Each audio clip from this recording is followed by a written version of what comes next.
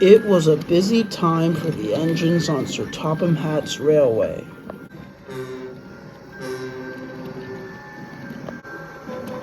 It made them feel very proud.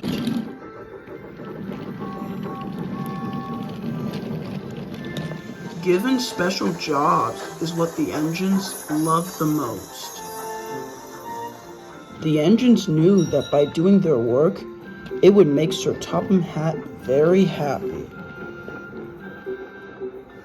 One day, Stanley was puffing into Great Waterton when he saw Sir Topham Hatt. He looked really serious. "Stanley," he boomed, "I am pleased with your work today, but it seems you can't carry the work by yourself. That," he said, "is why I'm bringing Billy to help with the extra workload." "Who is Billy?" asked Stanley, puzzled. But he didn't have to wait for an answer, because puffing in was none other than Billy. Oh, sorry I'm late, sir. Got caught up with that red signal," stammered Billy. "Yes, well, take the short track next time, Billy," Sir Topham Hatt said sternly. "But remember, no more being impatient or calling engines bossy. Understand?" "Oh, yes, sir," said Billy nervously. "Good. Show him around, Stanley. He'll have a lot to learn." "Yes, sir," puffed Stanley, and Sir Topham Hatt walked away. "Right, Stanley. I'll just shunt away my coaches and we'll be off." Billy huffed indignantly. "But I want to start work now." "But these passengers have already left their coaches," said Stanley sternly. "It's important we must shunt our coaches into the yard." But Billy wasn't listening and puffed away. Stanley just rolled his eyes. Soon Stanley arrived with coal for the yards. But then he was shocked to find the yard in such a mess. "Odd," he thought to himself. "I thought I told Billy to behave himself." Just then, Billy puffed in, feeling more bubbly than ever. "Hello, Stanley," he said excitedly. "How did I do?" Not bad," corrected Stanley, "but not good either." Billy was puzzled. "What do you mean, not good?" he asked. "Well, for one," began Stanley, "I told you those cars needed to be on the left side adjacent to the platform.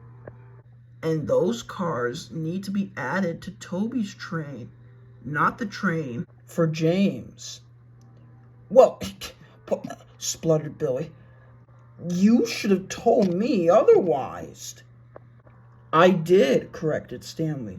"Perhaps you weren't listening to instructions." "Or maybe," snapped Billy, "you're just being a big bossy engine." And he puffed angrily away. The rest of the day was no better. Billy wouldn't make things easier. Stanley tried to be patient with him, but Billy wouldn't listen to reason. He would occasionally shunt trains into the wrong sidings and would talk back to the workmen whenever they tried to speak up. Ultimately, Stanley would have to come to the rescue and was very embarrassed about it. While the engines understood, they were crossed with having to be late. At last, Stanley lost patience. "Fine, Billy," he snapped. "If you won't listen to a thing I say, I won't help you anymore." This made Billy feel happy, and he raced away. Stanley knew he shouldn't have left Billy, but he was very annoyed with having to deal with his naughty behavior. Later, Billy was shunting in the yard when the station master came up. "Billy, you'll have to shunt those trucks into that siding adjacent to the station." Oh, do I have to? Billy whined. You're the only one here, said the station master, so hop to it. Yes, sir, moped Billy, and he puffed away. Soon Billy had collected the cars and was on his way to the site. But the trucks were very tired of Billy misbehaving. We got biffed more than once, they groaned, so we'll pay him out. By the time they reached the points, their plan was put into action.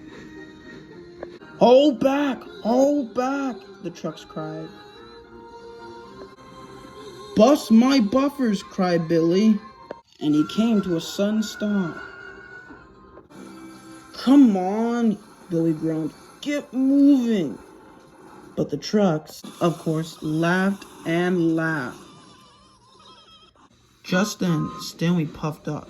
He was in the same direction as Billy was. He was returning home afterwards. Stuck on this line? He asked crossly. Before Billy could reply, a whistle sounded. Stanley gasped. Oh no, he cried. It's Gordon! It was Gordon, and he was at top speed. He was headed straight for Billy's train. If he didn't stop soon, there would be an accident. Then Stanley had an idea. Hang on tight, he shouted, and he charged towards Billy and began to push him back.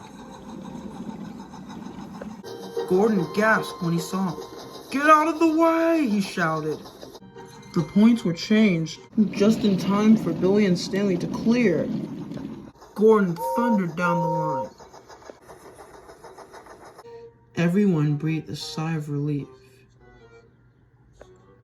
Thanks. Whew. Later, Sir Top Matt came to see them at the sheds. Billy, he yelled, you know better than to disobey orders. I know you may be new here and are eager to get the job done, but that does not excuse your naughty behavior. Billy felt ashamed. Then Stanley spoke up. Excuse me, sir, he said, but be my fault. I left Billy because I was so cross with how he was acting. While I am not pleased with your choice, said Sir Tom Hat, I'm proud of your honesty. Billy, I will give you another chance if you promise to listen to orders and to behave very well. Yes, sir, sighed Billy. Then he spoke to Stanley.